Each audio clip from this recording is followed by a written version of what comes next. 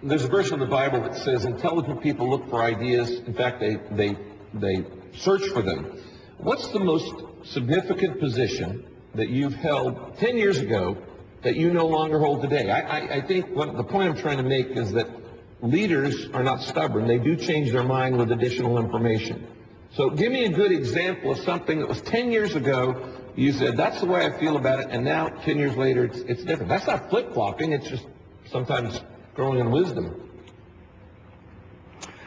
Offshore drilling, we got to drill now, and we got to drill here, and we got to become independent of foreign.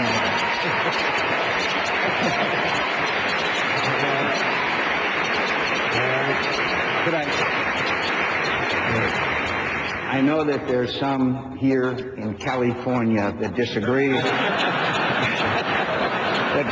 with that position.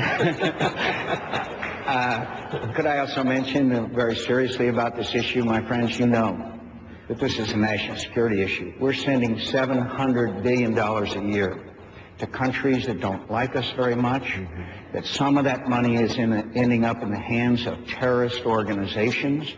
We cannot allow this greatest transfer of wealth in history and our national security to continue to be threatened.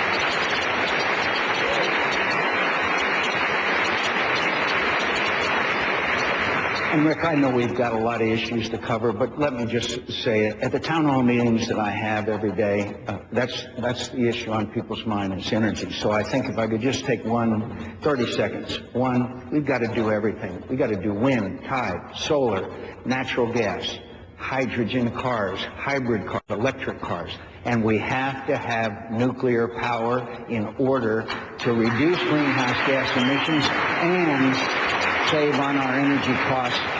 And by the way, in case you hadn't noticed it, the French, 80%, we love to imitate the French, 80% of their electricity is generated by nuclear power. If they can do it and reprocess, we can too, my friends. And by the way, if you hadn't noticed, we now have a pro-American president of France, which shows if you live long enough, anything can happen in America.